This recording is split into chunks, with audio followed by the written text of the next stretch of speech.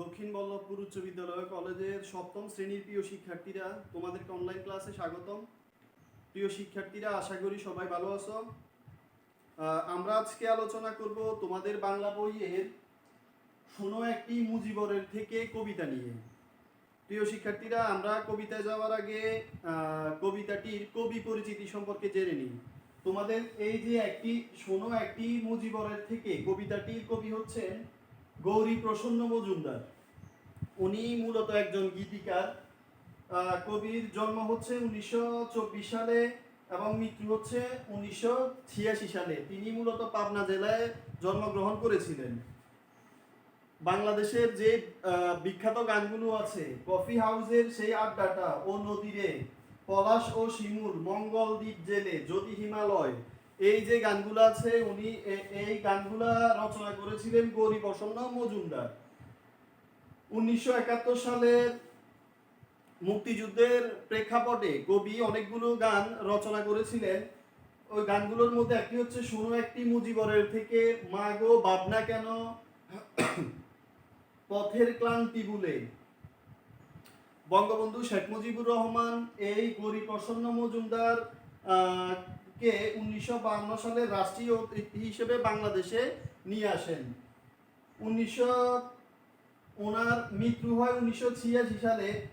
1912 সালে ওনাকে বাংলাদেশ সরকার কর্তৃক মুক্তিযুদ্ধ মৈত্রী সম্মাননা প্রদান করা হয়। প্রিয় শিক্ষার্থীরা, আসো তাহলে আমরা কবিতাটি সম্পর্কে জেনে নিই। প্রথমে 1971 সালের মুক্তিযুদ্ধের শুরুতেই গৌরী প্রসন্ন মজুমদার এই গানটি রচনা করেছিলেন। উনি মূলত ছিলেন একজন গীতিকার। এই গানটি শোনো একটি মুজিবরের থেকে, লক্ষ মুজিবরের ধ্বনি, তোমরা গানটি শুনেছ অবশ্যই।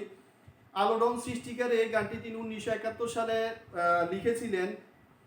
এই গানটি মুক্তিযুদ্ধের সময় উনি শুরুতেই গানটি লিখেছিলেন। মুক্তিযুদ্ধের সময় বাংলাদেশ যে বেতার আছে, এই বেতার থেকে প্রতিদিন বাজানো হতো।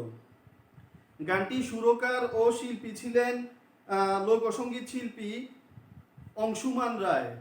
গানটি সুরকার ও শিল্পী ছিলেন লোকশিল্পী অংশুমান রায়। গৌর প্রসন্ন সিংহ উনি এই গানটিকে ইংরেজি অনুবাদ করেছিলেন। The voice of not one but million Mujib Singh, ইংরেজি শিরোনামে তিনি এটিকে অনুবাদ করেছিলেন, যা গেয়েছিলেন শিল্পী কবির নাম। এই কবিতাটি মূলত হচ্ছে 7 মার্চের যে বঙ্গবন্ধু ভাষণ দিয়েছিলেন, ওই ভাষণের প্রেক্ষিতেই বাঙালি বুঝে গিয়েছিল যে তাদেরকে যুদ্ধের জন্য প্রস্তুতি নিতে হবে। 25 মার্চ রাতে বঙ্গবন্ধুকে যখন পাকিস্তানি হানাদার বাহিনী গ্রেপ্তার করে ফেলে, বঙ্গবন্ধু তখন ছিল না, কিন্তু বঙ্গবন্ধুর দেয়া যে আদেশগুলা, যে উপদেশগুলা, যে দিক নির্দেশনাগুলা, এই নির্দেশনাগুলা অনুমান করে, এই নির্দেশনাগুলাকে ধরেই বাঙালি যুদ্ধে হেঁটেছিল এবং যুদ্ধে বিজয় অর্জন করেছিল। তো আসো আমরা কবিতাতে চলে যাই। শোনো একটি মুজিবরের থেকে, লক্ষ মুজিবরের কণ্ঠস্বরের ধ্বনি প্রতিধ্বনি, আকাশে বাতাসে ওঠে রনি, বাংলাদেশ আমার বাংলাদেশ। কবি বলতেছে যে শোনো একটি মুজিবরের থেকে, একটি মুজিবর বলতে একজন শেখ মুজিব থেকে, লক্ষ মুজিবরের কণ্ঠস্বরের ধ্বনি প্রতিধ্বনি। লক্ষ মুজিবর বলতে এখানে বাংলার যে মানুষ আছে, মুক্তিযুদ্ধে আছে, সাধারণ মানুষ আছে, তাদেরকে। একজন মুজিবরের যে স্বাধীনতার ডাক দিয়েছিলেন, এই স্বাধীনতার ডাককে অনুসরণ করে লক্ষ মুজিবর মানে বাংলাদেশের সকল মানুষ ধ্বনিত করেছিল যে জয় বাংলা। বঙ্গবন্ধু ভাষণের শেষে বলেছিলেন জয় বাংলা। এই জয় বাংলাটা ওই সময় বাংলাদেশের 7 কোটি মানুষই উচ্চারণ করেছিল জয় বাংলা। ওই কথাই এখানে বলা হয়েছে।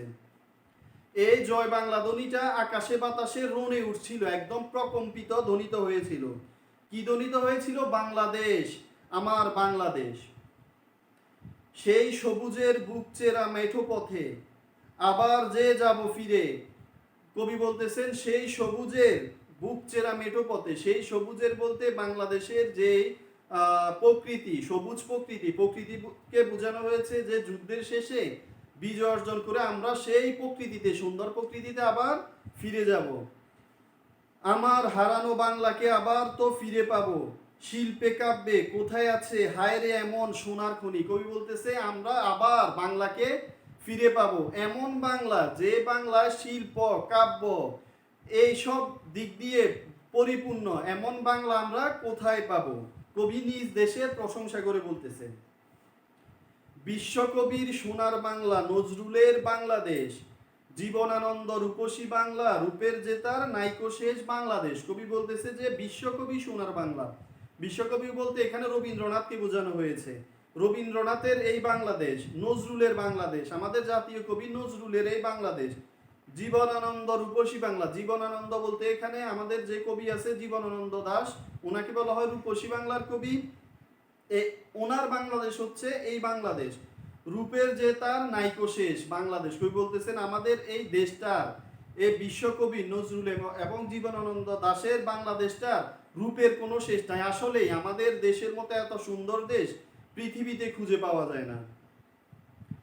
জয় বাংলা বলতে মনে রে আমার এখনো কেন ভাব, আমার হারানো বাংলাকে আবার তো ফিরে পাবো, অন্ধকারে পূব আকাশে উঠবে আবার দিনমণি। কবি বলতেছেন জয় বাংলা, এটা বলতে কেন মনের মধ্যে ভয় আসবে, এটা আমরা বাংলাদেশটাকে বাংলাকে আমরা জয় বাংলাকে আবার ফিরে পাবো, আবার পূর্ব আকাশে পূব আকাশে অন্ধকার আকাশে উঠবে আবার দিনমণি। দিনমণি বলতে যে সকালের সূর্য, সকালের সূর্যকে বোঝানো হয়েছে এখানে।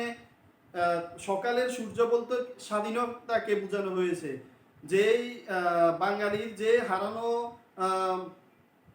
পরাধীনতা, এই পরাধীনতাকে ছেড়ে বাংলাদেশ যে স্বাধীন হবে তার কথাই এখানে দিনমণি স্বরূপ বোঝানো হয়েছে। প্রিয় শিক্ষার্থীরা তোমরা বুঝতে পেরেছো এখানে মূলত শেখ মুজিবের যে বঙ্গবন্ধু শেখ মুজিবুর রহমানের যে একটি ধ্বনি, যে বাংলাদেশ আমার বাংলাদেশ জয় বাংলা, এই কয়েকটি ধ্বনিকে প্রকম্পিত করেছিল সারা, এবং অনুসরণ করে ওই ধ্বনিগুলা বাংলার প্রতিটা মানুষ যুদ্ধে ঝাঁপিয়ে পড়েছিল। এই প্রেক্ষাপটে কবি এই কবিতাটি লিখেছেন। তোমরা কবিতাটি থেকে এমসিকিউ এবং সৃজনশীল পড়ে নিবে আশা করি। সবাইকে ধন্যবাদ। আসসালামু আলাইকুম।